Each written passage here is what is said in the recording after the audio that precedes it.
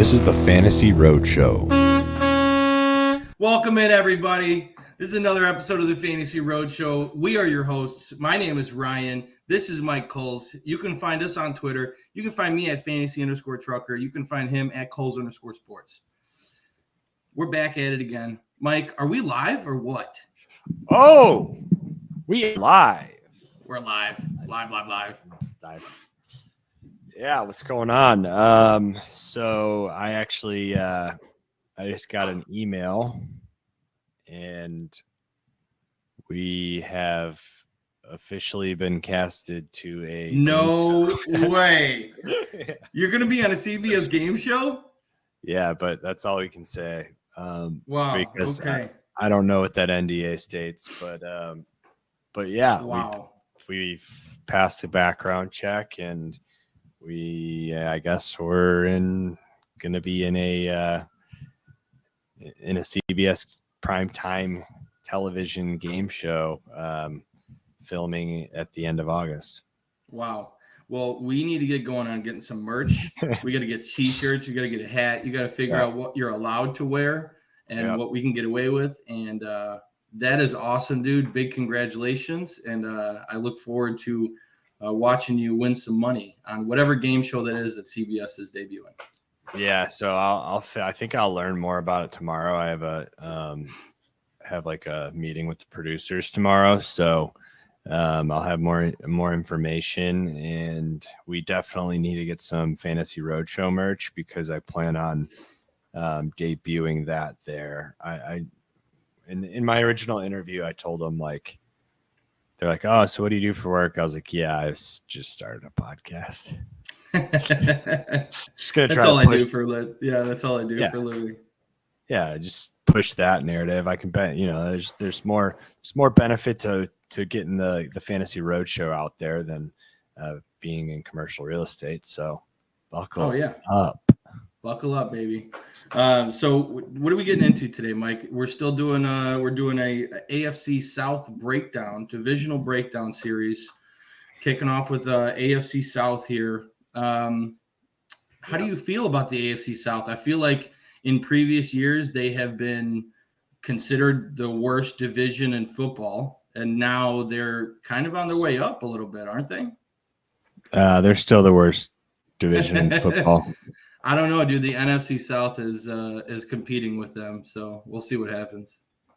Yeah, I think the AFC South's worse. The Jags are probably the Jags are the best team in both of those divisions, but yeah, I like the rookie quarterbacks. I like. See what I mean? You got to think about it a little bit, right?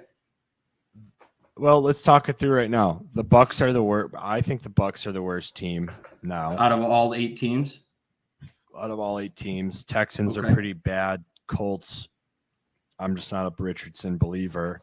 Yeah. So, I mean, it comes down to Colts, Texans being worse than the Bucs and Saints. The Saints and the Panthers. I mean, in my opinion, I like the way the direction of the AFC South is heading rather than the NFC South. I like CJ Stroud. I like what this division is kind of putting together and the steps they're making. But I mean, they're both kind of in the bottom tier. So let's have some fun diving into the AFC South, huh? Let's get into it. Buckle up.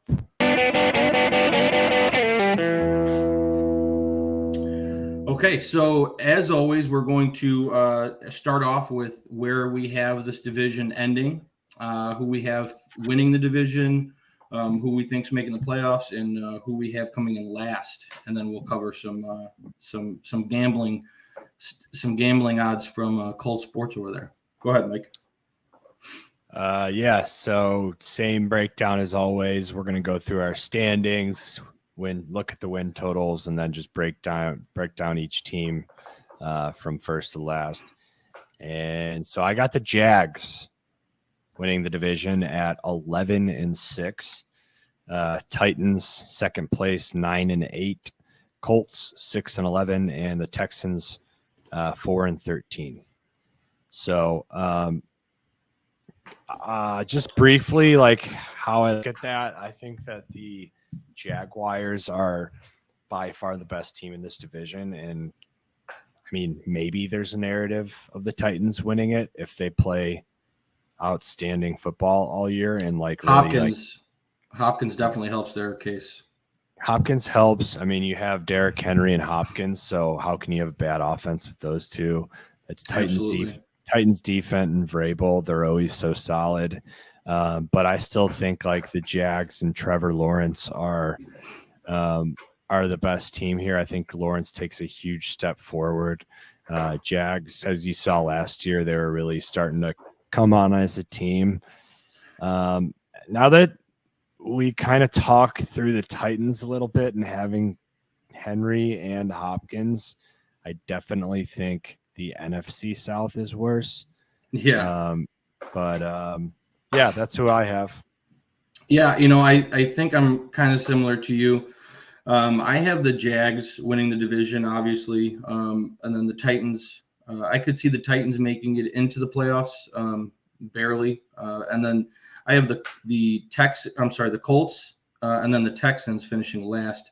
The reason I have the Colts finishing above the Texans is just they have a better all-around team with their offensive line, their defense, the better weapons around.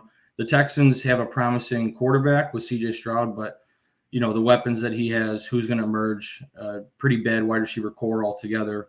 So we have the exact same standings. Oh, we do. I'm sorry. I thought you had the Texans over the Colts.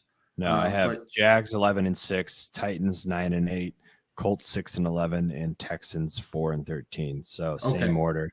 We had the same order in the previous standings as well.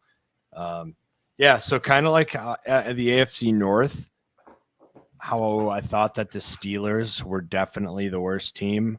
Flip that. I think the Jags are definitely the first place team here. So you can get that as Jags to win the division at -155. I think that's probably the route that I would take there, as I think they're just better than everyone in that division. And then, the over-under win totals like we talked about for the AFC North. Here in the South, the Jags are at 9.5. Titans are at 7.5. And the Colts and Texans are both at 6.5. So that same kind of narrative, stands true in Vegas with, the Jags having projected 2 wins higher than anyone else in the division. So, I think we're onto the right train of thought there. So anyways, what do you think? Yeah, I would take that bet. I think the Jags are going to win the division. I think the Titans are going to put up a good fight. I could see the Titans beating the Jags in one of their matchups this season. But, it's pretty clear to me that the Jags are the best team. And I feel like they're going to assert their dominance in this division this year and possibly for years to come. We'll see what happens with the Texans and the Colts, whether those young quarterbacks can show glimpses this year. But I think the Jags, for the near future, are going to be winning this division and into the playoffs. Yeah, Titans have maybe another couple of years to try to remain at the top of the division. Like I said, Henry and Hopkins in an offense, you're going to be able to compete. You're at least going to be able to win any game that you're like against anyone. It's if you can, Yeah, and you can. How long ago was it where they were just the number one team in the AFC? They were the number one seed going into the playoffs. Was that 2021? Yeah. So it's like a couple of years ago they were the number one seed. Like, I know they had AJ Brown, but now they have DeAndre Hopkins. So it's definitely you definitely have to consider them. Yeah, Vrabel's a great coach. So let's get into it. Let's start talking about the first place Jaguars. So the way I look at the Jaguars, Trevor Lawrence, he's only getting better. He's going to take another massive step forward this year. And then, Travis Etienne, you have a little bit of drama there with everyone. Industry consensus tends to be that Bigsby is going to take goal line carries and be a big part of that running back room, which is going to take away from Etienne. I've been pretty vocal about how I don't really buy into that as much. I think Etienne is the surefire running back over here. I've explained before about how I think NFL potential franchise quarterbacks coming into the league with someone who makes them feel comfortable and they've had success with in the NCAA in college. That's what Etienne is to Lawrence, and because of that, I think he has there's a lot of security there for him in that backfield. So I think he's going to be your guy. Bigsby may change of pace, but 70-30 split Etienne's backfield. I agree with you. Yeah, I was pretty big on Tank Bigsby coming into the draft. I was really hoping he had a good landing spot. I didn't like this landing spot too well because I thought Etienne and Trevor Lawrence were kind of attached to the hip.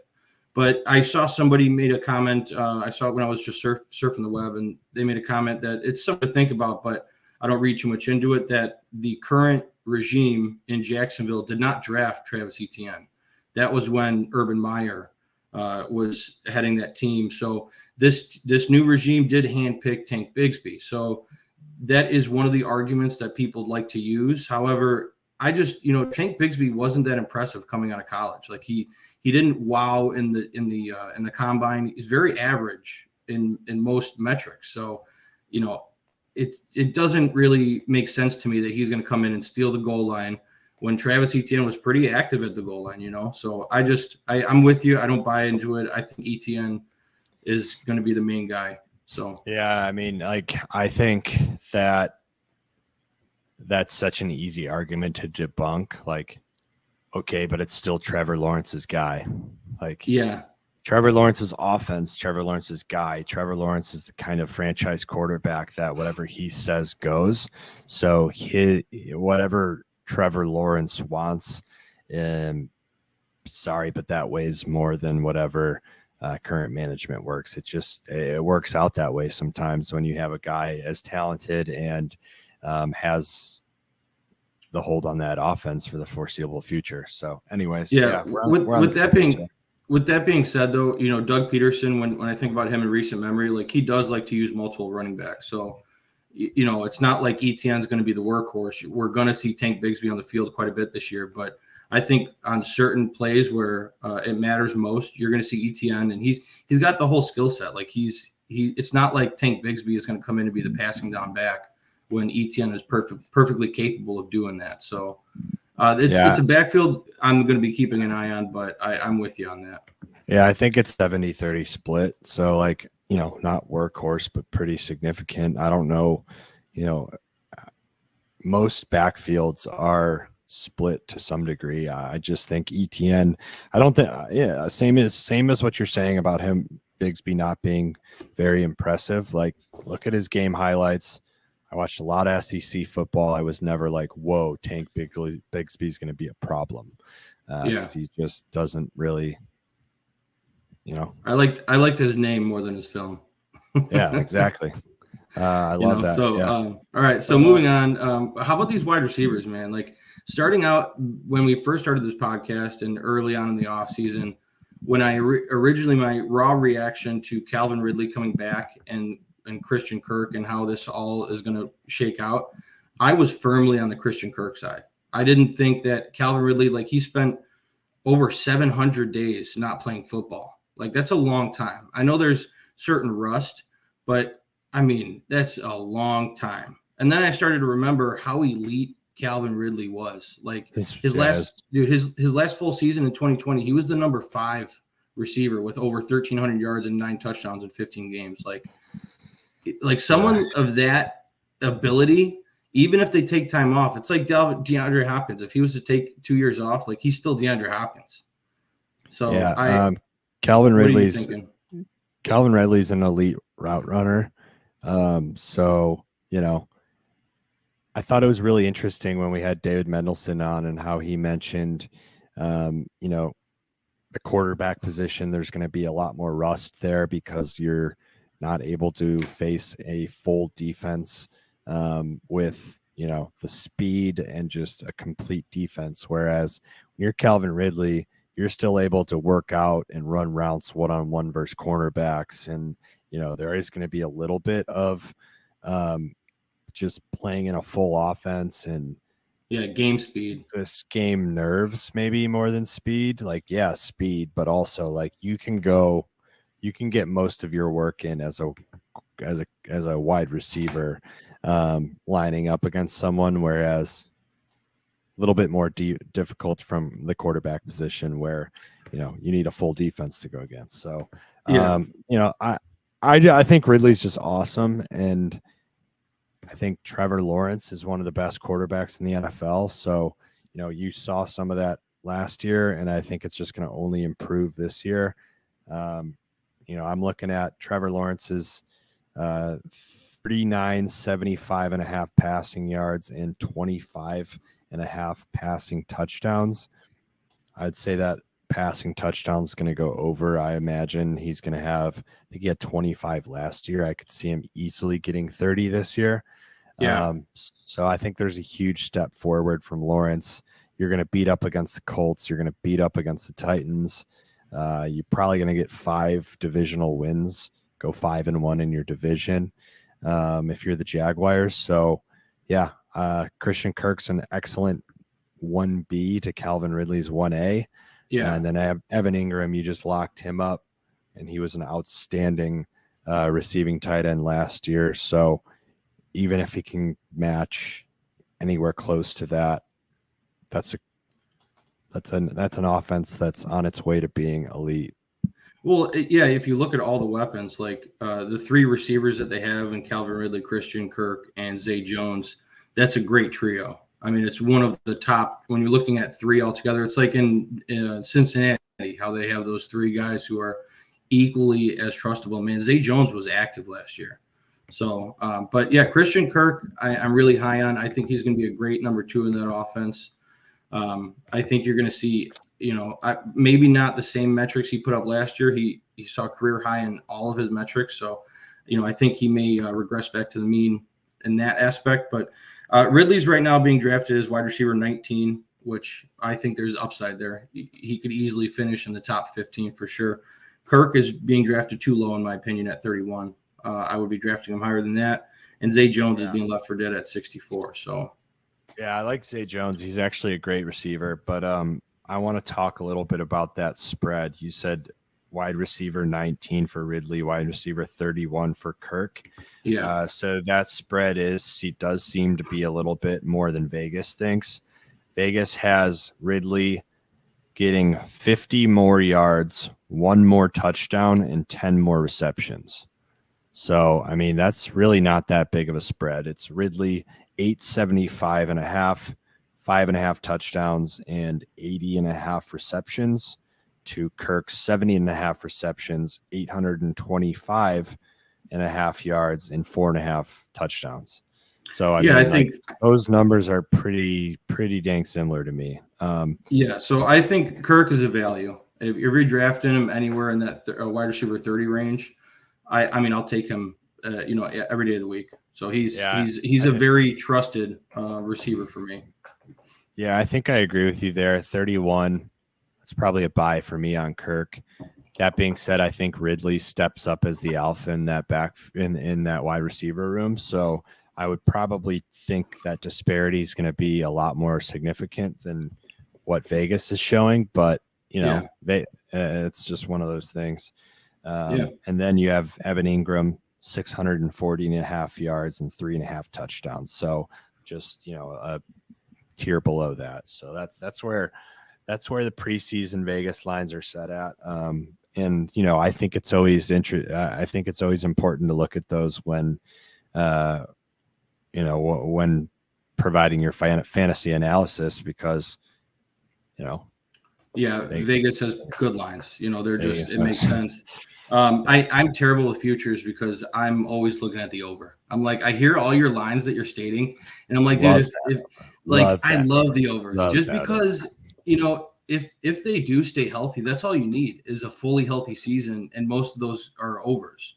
Like a lot of those Vegas lines are just banking on an injury of some sort, a couple games missed here and there, but man, I guess that's just my optimistic side coming out where I'm just like, man, they're probably gonna hit that over. So, I try to tame my expectations. But let's hit up on the Tennessee Titans, huh? Tennessee Titans. Let's move on to the Titans. King Henry, DeAndre Hopkins. I don't know. I don't have much to say about the Titans just because I think they're going to be a very similar team to what they have been in the past, which is good. Yeah. I don't know that they're going to be better than the teams they've had in the past. So how good? I don't know. Could they win this division? Yeah, I do think they can. But, I like Tannehill. He knows how to win ball games. What I'm more so, I think my biggest question mark is Hopkins and how effective could he be. Vegas has it at 850.5 receiving yards and 4.5 touchdowns. I mean, like you're saying, I probably would hope that both of those overs hit. If you're the Titans, I think you brought them in to do much more than that. So, oh yeah, I don't know. I think that's relevant to look at, but what do you think? Yeah, I mean, when I look at the Titans, one thing that stood out to me when I was looking into their team, they have the worst number 32 ranked offensive line. So, I mean, yeah, you have the beast that is Derrick Henry back there, and he can kind of overcome something like that. But, I mean, to have the worst offensive line going into the season is not a good outlook, Yeah, that's surprising to me.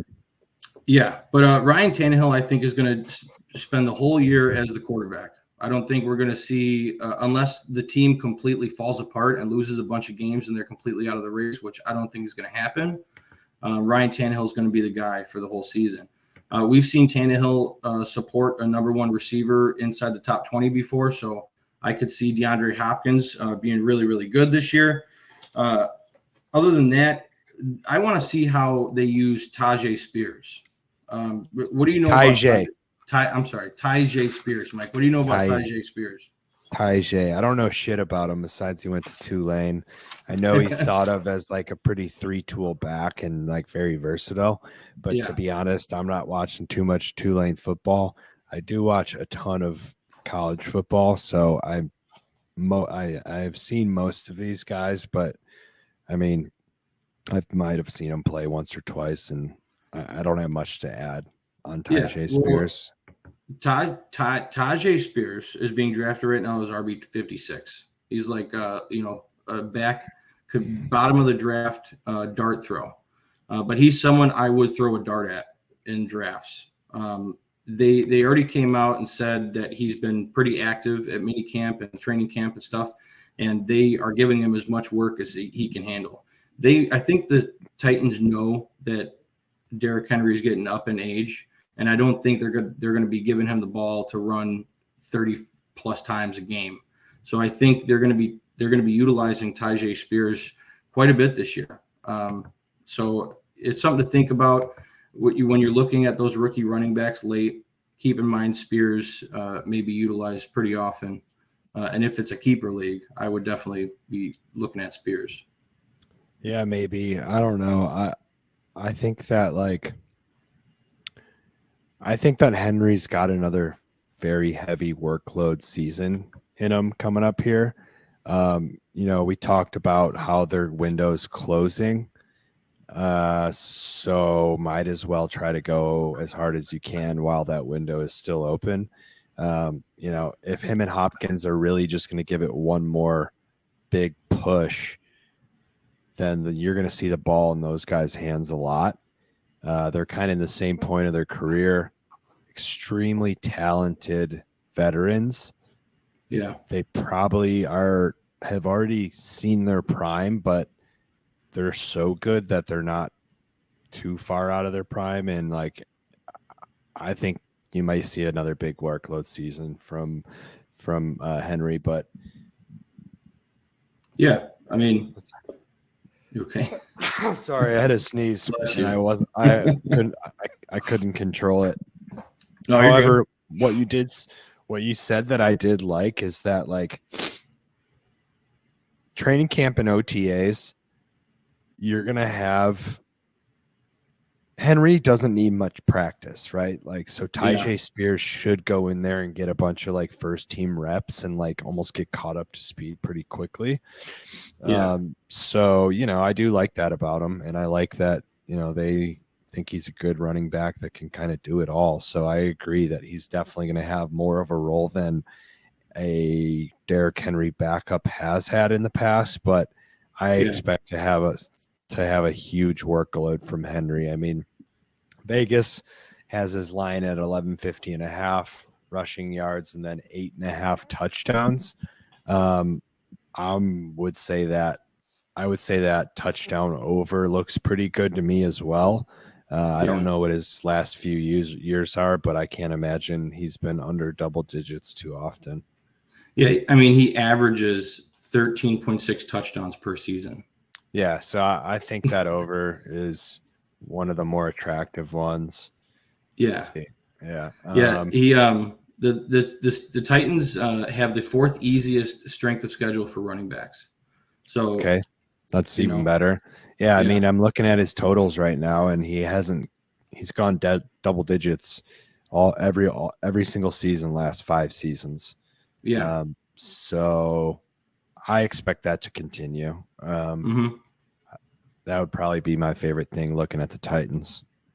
Yeah, and what's your gauge on Treylon Burks? I know a few people were pretty excited about him this year, but now that Hopkins is there, I can tell that's cooled off quite a bit. Yeah, I mean, like, I do like Treylon Burks. I think he's a talented wide receiver. I think that we've heard he's in better shape this year. He definitely takes the biggest hit on the Titans offense. I shouldn't even say that. Maybe like Chigokonkwo takes a bigger hit with Hopkins coming in. Yeah, I think he was expected to stand up and have a big role. So, Burks could benefit from Henry and Hopkins both getting a lot of attention coming their way, and Burks being as talented as he is, going up against your second, third options at cornerback. So I think he can have a nice little year. I mentioned Hopkins' line is sitting at 850 and a half. Burks is only at 675 and a half. So, I mean, decent compliment to Hopkins, should be able to learn a lot from a receiver like Hopkins. Yeah, that's what I was going to say. He should benefit pretty heavily for having Hopkins in that room. Yeah, so to me, it's like, all right, fantasy relevancy, maybe on a game-to-game basis, pretty touchdown dependent, but from evolving into a career, I think it could do a lot for his development as a wide receiver. So I'd be excited if I, owned him in Dynasty, but that's kind of where I would be at with Burks. Chigokonkwo, I'm not a big fan. I think he's the hype tight end this year that I don't really love. So yeah, I think he has potential, but I'm not too big on him this year now that Hopkins signed. But we'll see how it all shakes out. I mean, that's it'll be an interesting room to watch. But let's move on to the Houston Texans. Houston Texans. We're actually talking Indy Colts now.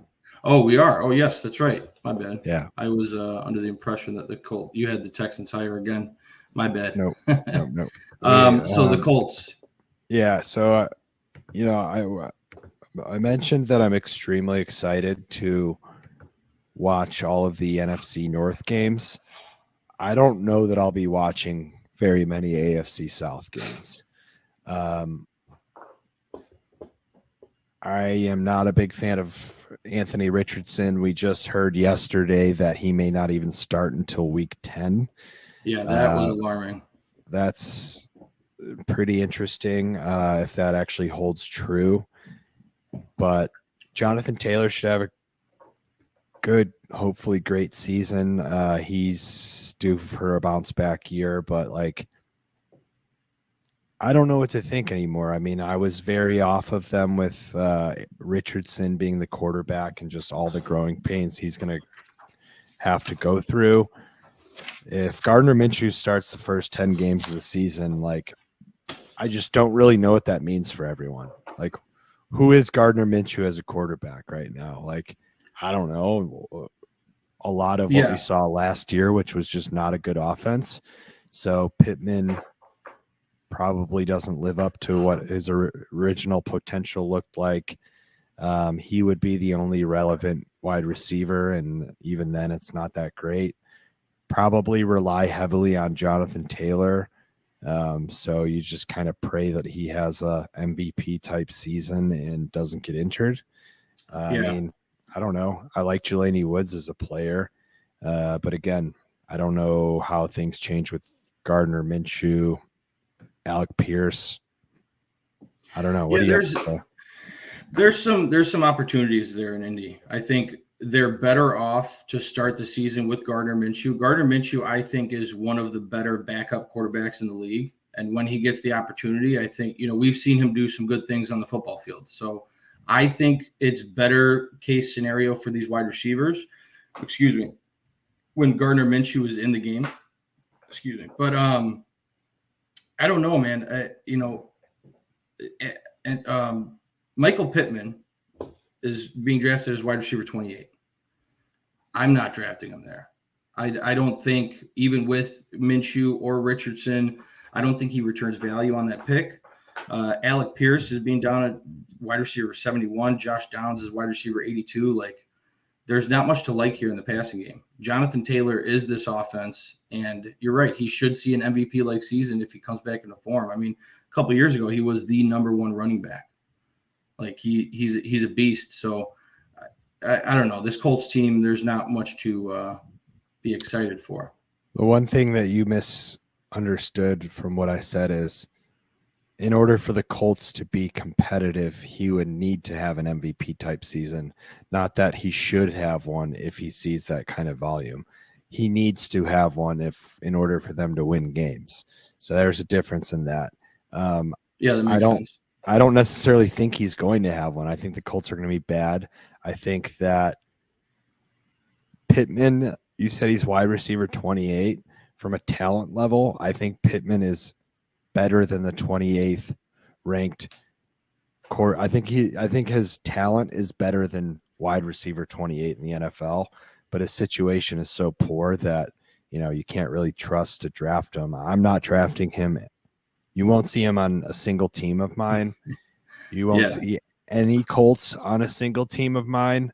Jonathan Taylor, maybe if he falls pretty far and there's value. So that means second round, late second round. Like, will that happen? Probably not.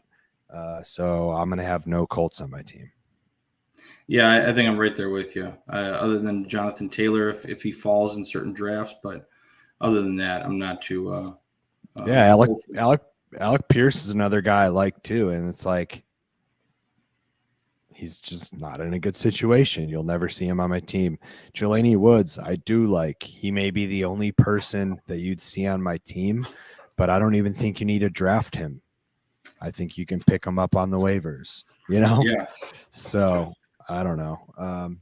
I don't need to really say much more about the Colts. I think they are going to suck, and they're a big part of why this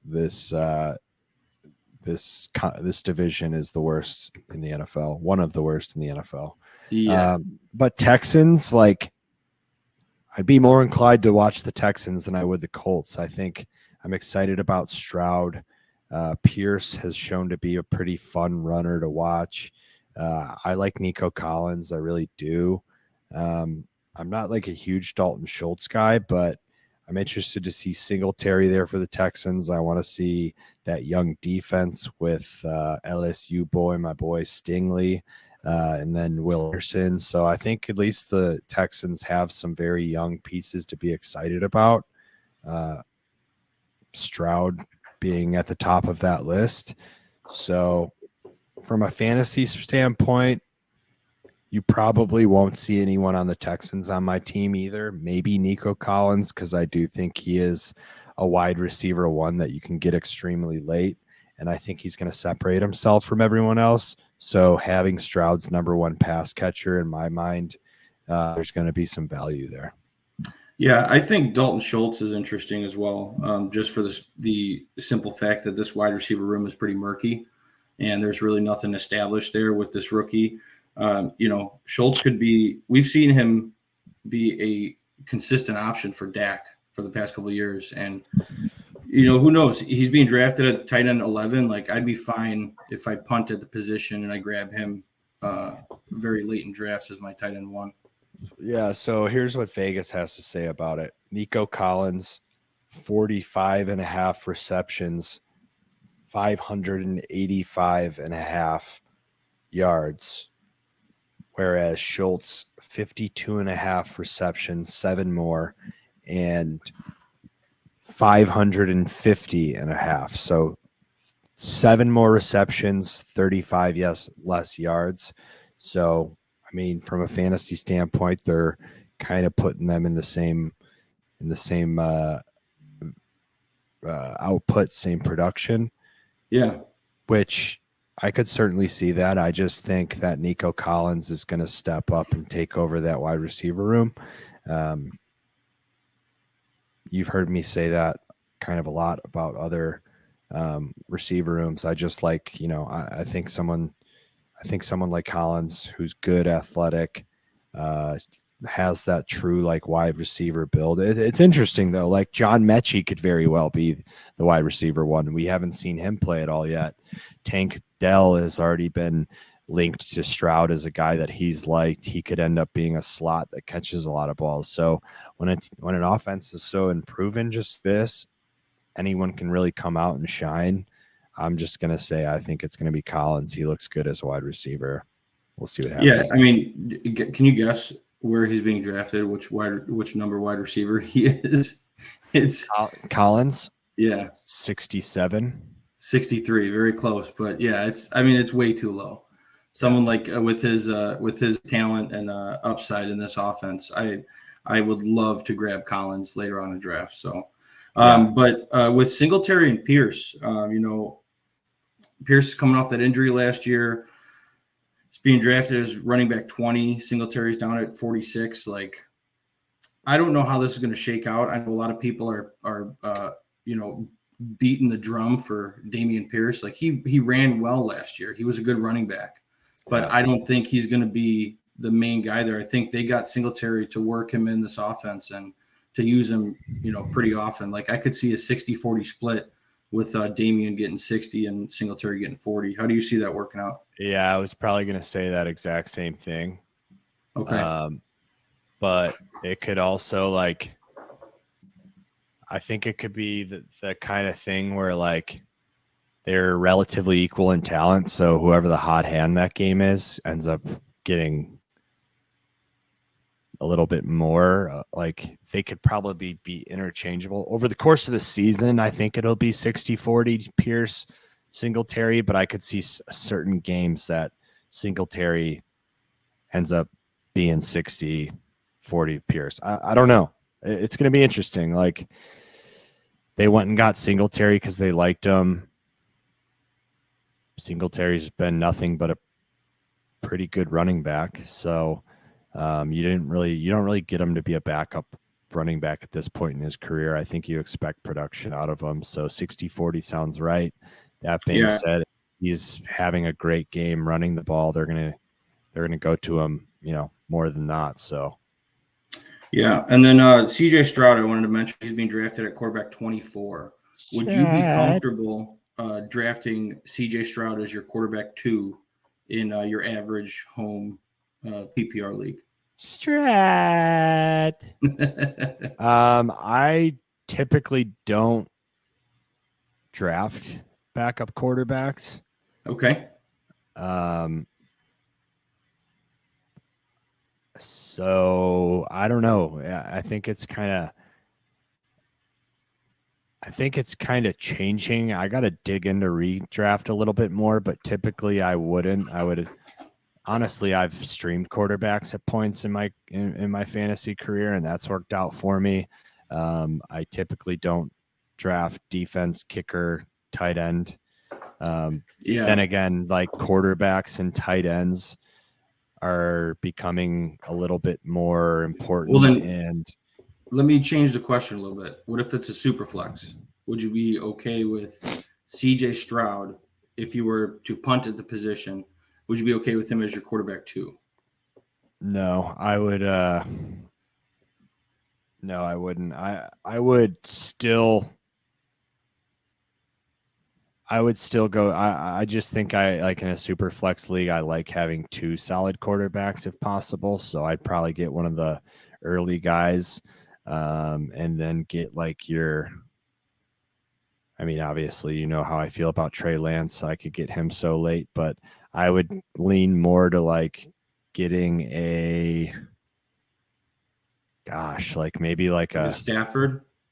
Yeah, like a Stafford, a Rodgers, like having a Rodgers as if he's if he's quarterback 16, then I would probably, go him instead of or Russell Wilson. Perfect example. All right. Perfect example is Russell Wilson. I think he's like quarterback 19.